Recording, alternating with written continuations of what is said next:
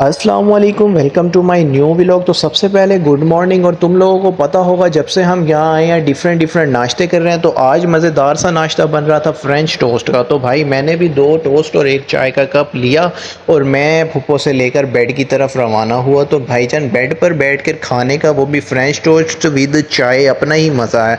तो ये यानी कि जूसी जूसी फ्लफ़ी फ्लफ़ी से होते हैं, लेकिन मेरा तो एक खाकर ही पेट भर गया था। अच्छा, नाश्ता करने के बाद सब इमलियाँ शिमलियाँ खा रहे थे। मैंने भी एक इमली ली और साथ में अपना हम मुल्तान से लाए थे पम पम पापड़, जो कि बहुत ही कोई हैवी किस्म का स्पाइसी पापड़ है, जिसका इमली के साथ कॉम्बिनेशन ओए होए होए बहुत ही कमाल का बनता है। तो भाई हमने ये खाया। दोपहर में हलीम रखा हुआ था, तो मैंने फुप्पो से कहा कि हलीम ही गर्म कर लो। तो हलीम गर्म करने के बाद इसमें लीमू शीमू निचोड़ा और भाईजान बहुत ही कमाल, क्योंकि इस दफ़ा गर्म ज़्यादा नहीं था तो मज़ा आ गया। फिर इसी के साथ जनाब दोपहर में रोटी विद चने, ब्लैक चने तो मेरे इतने फेवरेट है कि चस आ जाती है खाने के बाद। तो भाई एक रोटी बनवाई, चने खाए और फिर दोपहर में ही मीठा हो गया, क्योंकि मीठे के बगैर तो फिर गुजारा नहीं है ना। तो ये कुल्फ़ी फुप्पो ने बनाई हुई थी, फिर ये खाई। अच्छा, आज के व्लॉग में ना ज़्यादा सीन खाने का ही था। तो फिर शाम में रमीज़ भाई अपना चाट ले आए चनों की, तो ये खाई। फिर आज का सीन था मामी की तरफ जाने का। तो फिर ये खाने के बाद हम तैयार श्यार हो गए और फिर नमाज का टाइम हो गया। फिर मैं, रमीज़ और अली नमाज के लिए गए। अच्छा, नमाज पढ़ना ज़रूरी है। अगर तुम 5 वक्त की नमाज कायम करते हो तो फिर तुम्हें तरक्की करने से कोई नहीं रोक सकता। तो इसी प्रोपेगेंडे को माइंड में रखते हुए हम सब नमाज के लिए गए। और मेरी एक बात याद रखना, नमाज को कभी लालच की तहत ना पढ़ना। नमाज अल्लाह ताला ने हम पर फ़र्ज़ की है, तो इसे फ़र्ज़ की नीयत से अदा करो। उसके बाद देखो तुम्हारे तरक्की के रास्ते कैसे खुलते हैं। खैर, नमाज पढ़ के घर आके करीम शरीम लगाई, दोबारा से बाल छाल बनाए और मामी के घर जाने के लिए तैयार हो गए, क्योंकि मामी के घर हम कोई 4 साल बाद जा रहे थे, इसलिए फिर कोई नश पश होकर गए ना, नहा धोकर। भाई हर जगह नहा धो के जाना चाहिए। अच्छा, मामू के घर जाते हुए रास्ते में भाईजान एक जगह पर रक्षा रुका, तो सामने मैंने देखा मलिक बिरयानी वाला नज़र आ गया, क्योंकि मलिक की बिरयानी हमने एक दिन पहले खाई थी और बहुत ही ज़्यादा मज़ा आया था, चस आ गई थी। तो वो यादें भी एक साथ हमारी ताज़ा हो गई। अब जैसे जैसे रास्ता कम होता जा रहा था, एक्साइटमेंट बढ़ती जा रही थी, क्योंकि 4 साल बाद मामू के घर जा रहे थे और काफ़ी सुना हुआ भी था कि उन्होंने न्यू घर लिया है, काफ़ी लेविश किस्म का, ये वो तारीफ़ें ही तारीफ़ें।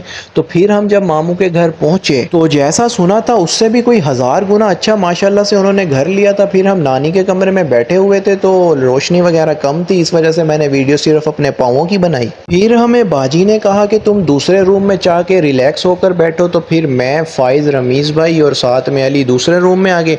अच्छा, रोशनी कम होने की तुम्हें एक वजह बताऊं कि लाइट गई हुई थी। अच्छा, जब लाइट आई ना तो कमरा रोशन रोशन सा हो गया और ना एसी चला तो और ज़्यादा माहौल बन गया। फिर हम लेटे हुए थे, तो रमीज़, मैं और अली लेटे हुए थे।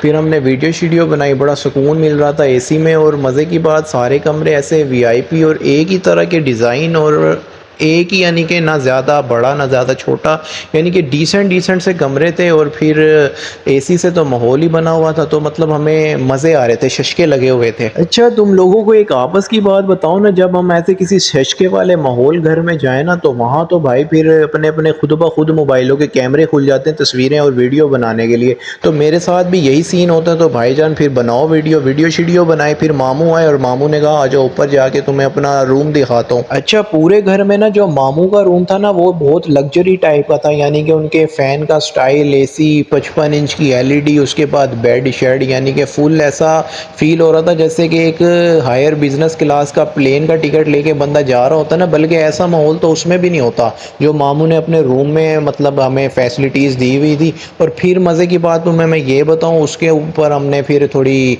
एक प्रैंक श्रैंक देखे, पी4 पकाओ, इसके अलावा स्कॉटलैंड, जापान, चाइना, नीदरलैंड, पता नहीं क्या क्या हमने एलईडी पे ही घूम लिया। और इतनी खूबसूरती तो मैंने कभी मोबाइलों पे नहीं देखी थी जो एलईडी में शो हो रही थी उनके। अच्छा, सोने पर सुहागा पता है कब हुआ? जब मामी ने कहा कि तुम लोगों का खाना मैं ऊपर ही लगा देती हूँ। तो मैंने कहा बिस्मिल्लाह। और जब भाईजान खाना ऊपर आया तो भाई टीवी चल रहा है और ये हमारे हाथों में प्लेटें हैं, खाना सामने सजा हुआ है और हम खा रहे हैं। हाय हाय हाय हाय, इतना तो यार अपना जो होता है ना, इतना प्रोटोकॉल तो किसी रेस्टोरेंट में भी नहीं मिलता जितना मामू के घर मिल रहा था। खाने में मैं तुम लोगों को बताऊं, बिरयानी थी अपना फुल, यानी कि एक साइज़ की बोटियां डली हुई थी, लश किस्म की बिरयानी थी। उसके बाद कौरमा था और कौरमे के साथ अपना मज़ेदार सा सलाद और रायता।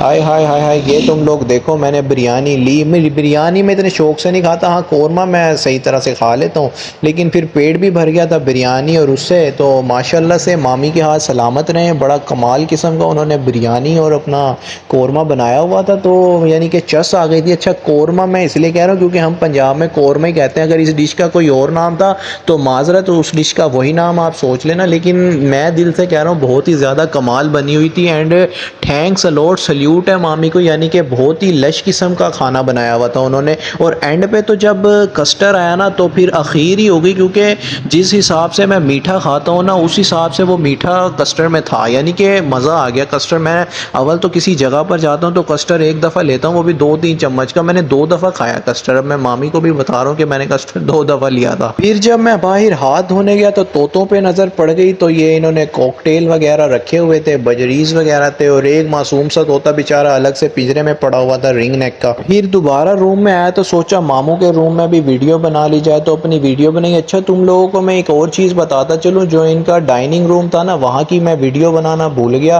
तो मेरे माइंड से नहीं, या शायद मैंने बनाई थी वो डिलीट हो गई। तो भाई यहाँ पर हम पी फॉर पकाओ के प्रैंक श्रैंक दे के भिंडी, मैं और अली बैठे हुए थे बेड पर, और बाकी सब वहाँ डाइनिंग रूम में बैठे हुए थे। तो उसके बाद जनाब जी मैं तुम्हें ये विजिट करवाऊँ हल्का सा। अब जन्नत जैसी हवा जो थी वो चल रही थी छत पर। फुप्पो मेरे पास आई और उन्होंने कहा कि आओ छत पर चलें, तो फिर हम छत पर गए। तो जब छत पर गए तो वहाँ तो माहौल ही अलग था, इतनी ठंडी हवा चल रही थी, ओए होए होए के यार 10-15 मिनट बैठे हैं और ठंड लगने लग गई थी। फिर ऊपर से मामी की चटपटी बातें, बाजी का हंसी मजाक और मामू की बचपन के किस्से, तो यार ये सुनकर ना उठने का वहाँ से दिल ही नहीं कर रहा था। फिर क्या करें, घर भी वापस आना था। फिर रमीज़ भाई ने कहा कि चलो मैं रिक्शा करवा लेता हूँ वापसी के लिए, लेकिन मामू ने कहा नहीं भाई तुम मेरे मेहमान हो, मैं तुम्हें अपनी गाड़ी में छोड़ कर आऊँगा। फिर मामू ने अपनी ब्लैक कार शशके मारती हुई ये लाइटें शाइटें बाहर निकाली। मैंने तो भाई फैसला कर लिया, मैं तो फ्रंट में बैठूंगा। भाईजान फिर बैठे फ्रंट में, लेकिन मेरी गोद में था भिंडी, और फिर सारे जो बच्चे थे वो कार में ही घुस गए थे, और बाइक पे जो थी वो पुप्पो और रमीज़ भाई अकेले आए थे। अच्छा मामू चले गए पान लेने, तो फिर मैंने लाइट ऑन करके ना वीडियो शीडियो बनाई ना, तो मेरे साथ एक प्यारी सी बच्ची मुश्क बैठी हुई थी, तो मैंने सोचा इनकी वीडियो ले लूँ। जब मैंने इनकी तरफ कैमरा किया तो इन्होंने मुझसे डर कर अपना मुँह ही छुपा लिया, और उसके बाद जब तक मामू नहीं आए इन्होंने मुँह ही नहीं सीधा किया था। तो भाई साहब खैर खैरियत से अपने घर वापस पहुँचे। स्पेशल थैंक्स फॉर मामू मामी जिन्होंने बहुत अच्छा खाना बनाया, मेज़बानी की और फुल हमें शशके शशके प्रोटोकॉल दिया, और स्पेशल थैंक्स नानी का जिन्होंने हमें इनवाइट किया था। तो अगर व्लॉग अच्छा लगा हो तो लाइक सब्सक्राइब और शेयर ज़रूर करना। मिलते हैं इंशाल्लाह नेक्स्ट व्लॉग में, तब तक के लिए अल्लाह हाफिज़।